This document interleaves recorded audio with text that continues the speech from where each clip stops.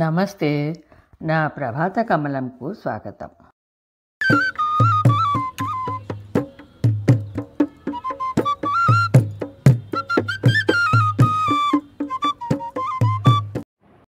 నమస్కారం.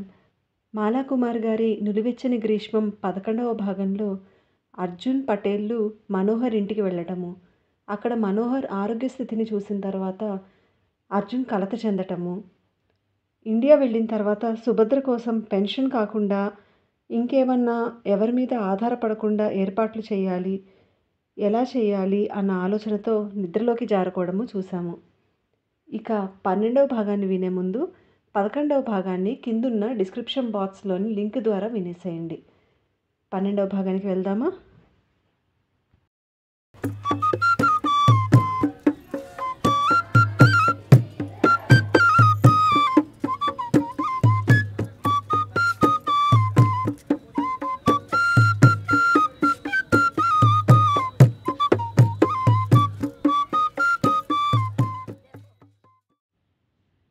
అరే, మా గాంధీజీ 3 కోతుల బొమ్మ. గులాబీ రంగు దుపట్టా మీద పెట్టి ఉన్న 3 కోతుల ఇత్తడి బొమ్మను చూస్తూ ఆశ్చర్యంగా అంది సుభద్ర. సీనియర్ సెంటర్ నుంచి హెలెన్ ఆహ్వానించడంతో హెలెన్ ఇంటికి వచ్చారు సుభద్ర, అర్జున్లు. సిట్టింగ్ రూమ్లో కూర్చోబోతూ పక్కన బల్ల మీద పెట్టి ఉన్న 3 కోతుల ఇత్తడి బొమ్మను చూసి ఆశ్చర్యంతో హెలెన్ను అడిగింది. మా డాడీ ఢిల్లీ నుంచి నా కోసం ఈ బొమ్మ, ఇదిగో ఈ డ్రెస్ తీసుకొచ్చారు. ప్యాంటు షర్టు చిరిగిపోయాయి, దీనిని మటు గుర్తుగా దాచుకున్నాను. దుపట్టాను చూపిస్తూ జవాబిచ్చింది హెలెన్. మీ డాడీ ఢిల్లీలో ఉన్నారా? ఎప్పుడు? ఆసక్తిగా అడిగింది సుభద్ర. మా డాడీ ఢిల్లీలో కొన్ని సంవత్సరాలు ఉన్నారు. డాడీ నాకు తెచ్చిన డ్రెస్ లాంటిదే నువ్వు వేసుకుని వచ్చావు కదా, అది చూడగానే డాడీ గుర్తొచ్చారు అంది హెలెన్. ఢిల్లీలో ఏదైనా జాబ్ చేశారా? ఈసారి అర్జున్ అడిగాడు.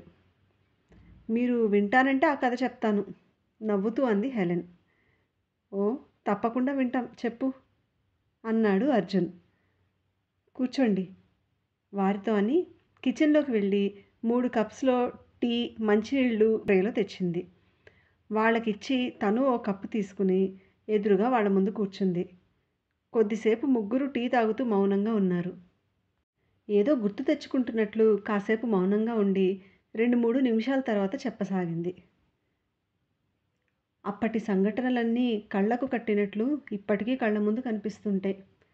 అది మా జీవితంలో చీకటి కాలం అని చెప్పాలి.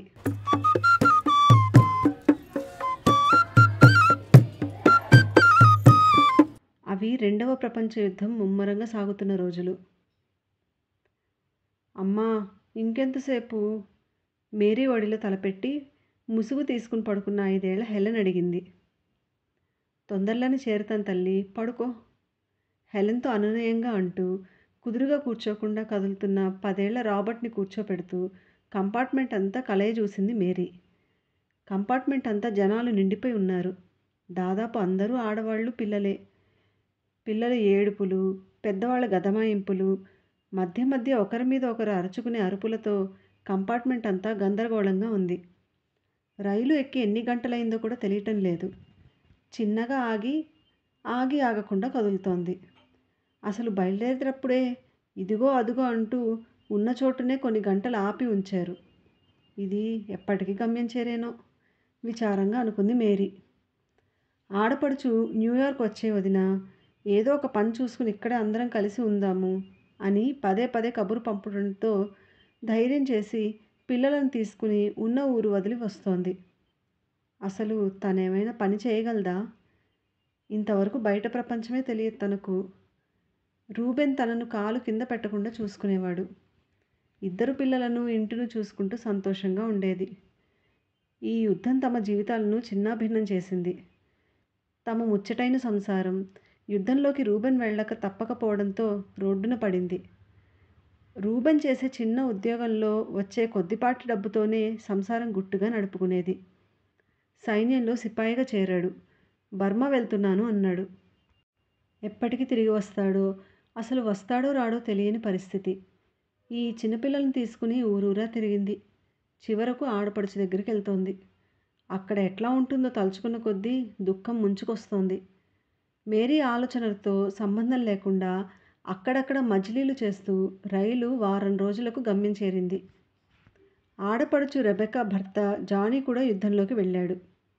రెబెకా ఊళ్ళు మారుతూ తిరుగుతూ న్యూయార్క్లోని చిన్నపాటి ఉద్యోగాలు దొరుకుతున్నాయని తెలిసి అక్కడికి వచ్చింది. పిల్లలతో ఒక రూరల్ కమ్యూనిటీలో చిన్న గది తీసుకుని ఉంది. వదినను కూడా అక్కడికి రమ్మని పిలిచింది. తన ఇంటి పక్కనే ఒక చిన్న గది ఇప్పించింది. అక్కడ ఉన్న ఆడవాళ్ళందరూ భర్తలు యుద్ధంలోకి వెళ్ళి ఒంటరిగా పిల్లలతో ఉన్నవాళ్లే. అప్పటి వరకు ఇంటి నుంచి బయటకు వెళ్ళని వారంతా అక్కడే ఉన్న షాప్స్లో, కార్ఖానాల్లో చిన్న చిన్న ఉద్యోగాల్లో చేరారు. ఆ కమ్యూనిటీలోనే ఉన్న స్కూల్లో పిల్లలను చేర్పించారు. చిన్నగా జీవితం ఒక గాడిన పడుతోంది. రూబెల్ వెళ్ళి 10 సంవత్సరాలు దాటిపోయింది. బర్మా వెళ్ళిన తర్వాత కొన్ని రోజులు మాత్రం అతని నుంచి కబురు వచ్చేది. ఆ తర్వాత చిన్నగా అవి ఆగిపోయాయి. ఎక్కడ ఉన్నాడో తెలియలేదు. రోజులు, నెలలు, సంవత్సరాలు గడిచిపోతున్నాయి. 15 సంవత్సరాలు గడిచిపోయాయి. రాబర్ట్ చదువు ముగించి ఉద్యోగంలో చేరటంతో కాస్త వెసులుబాటు వచ్చింది. హెలెన్ కూడా హై స్కూల్ చదువు ముగించి నర్సింగ్ కోర్సులో చేరింది. రూబెల్ ఎక్కడ ఉన్నాడో, అసలు ఉన్నాడో లేడోనని మేరీ దిగులు పడుతూ ఉంటుంది. హెలెన్ మటుకు తండ్రి బతికే ఉన్నాడని, తప్పక తిరిగి వస్తాడని ఎదురుచూస్తోంది. అలాంటి రోజులలో ఒక సిపాయి వచ్చి యుద్ధానికి వెళ్ళిన వాళ్ళంతా తిరిగి వస్తున్నారని, రూబెల్ ఇండియాలో ఢిల్లీలో ఉన్నాడని, త్వరలోనే వస్తాడని కమ్మని కబురు తెచ్చాడు. తను, రూబెల్, జానీ ఉన్న ఫోటోను ఇచ్చాడు. ఆ ఫోటోని చూసిన వారి ఆనందం అంబరమంటింది. ఒకరొకరుగా వెళ్ళిన వారంతా తిరిగి వస్తున్నారు. కాలనీ అంతా ఆనందాలు వెల్లివిరుస్తున్నాయి. పండగ వాతావరణం నెలకొంది. 15 సంవత్సరాల తర్వాత తిరిగి వస్తున్న రూబెల్ కోసం ఆతృతగా మేరీ, రాబర్ట్, హెలెన్ ఎదురు చూస్తున్నారు. ఆ రోజు రానే వచ్చింది. గుమ్మంలో నిలబడ్డ రూబెల్ను చూసి ఎవరికీ నోట వెంట మాట రాలేదు. కళ్ళనీరు కారుతుండగా రూబెల్ను హత్తుకుపోయారు ముగ్గురు. ఆనందాశ్రువులతో ముగ్గురిని ఒకేసారి హత్తుకున్నాడు రూబెల్. నన్ను బర్మా నుంచి ఇండియాకు పంపించారు. ఆ రోజుల్లో కొన్ని రోజులు క్షేమ సమాచారం తెలిపేందుకు ఏ సదుపాయమూ లేకుండేది.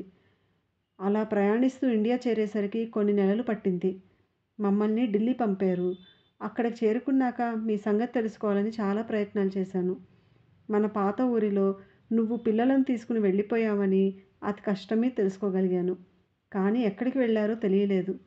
ఈ మధ్య జానీ ఫ్రెండ్ ఒకతను రెబెకా న్యూయార్క్ వచ్చిందని, నువ్వు పిల్లలు కూడా తన దగ్గరకు వచ్చారని చెప్పాడు. అప్పుడే జానీ ఫ్రెండ్ మిమ్మల్ని చూడటం తటస్థించింది. నీకు మా ఫోటో చూపించానని, మా గురించి చెప్పానని కబురు చెప్పాడు. ఆ వాతావరణంలో క్షణక్షణం ప్రాణాలు గుప్పిట్లో పెట్టుకుని ఉన్నాము. ఎన్నోసార్లు చావుకు దగ్గరగా వెళ్ళాను. మిమ్మల్ని తలుచుకోని రోజే లేదు. నువ్వు చంటిపిల్లతో ఎలా ఉన్నావో, ఇల్లు వదిలి వెళ్ళిన దానివి ఇప్పుడు పిల్లల్ని ఎలా పెంచుతున్నావో, ఎన్ని ఇబ్బందులు పడుతున్నావో అని అనుక్షణం బాధపడుతుండేవాణ్ణి. మిమ్మల్ని మళ్ళీ కళ్ళారా చూస్తానని అనుకోలేదు. వాళ్ళని అలా దగ్గరగా పొదువుకొని డగ్గుతికతో అన్నాడు రూబెల్.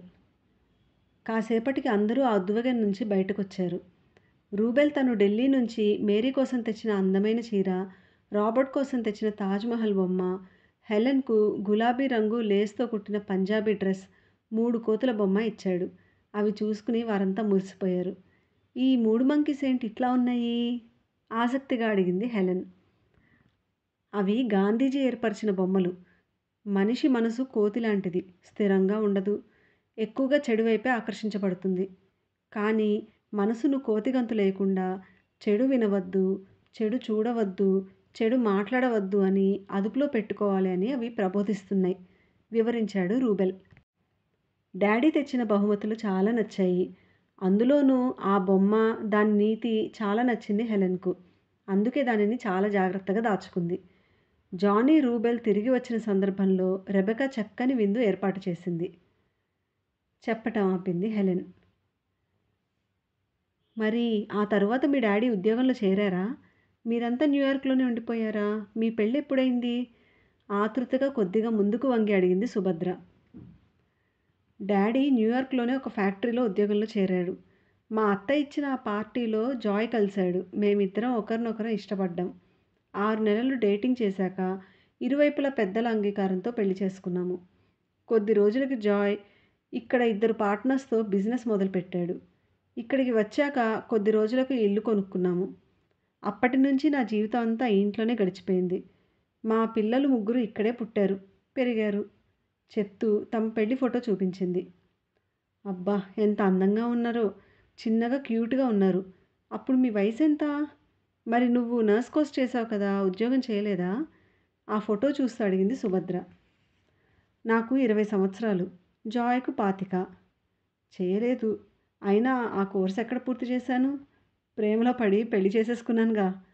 పెద్దగా నవ్వుతూ అని పిల్లల ఫోటో తీసి, వీడు మా పెద్దబ్బాయి, వాడి కొడుకు, కూతురు, భార్య. వీడు మా చిన్నవాడు, వాడి కొడుకులు ఇద్దరు.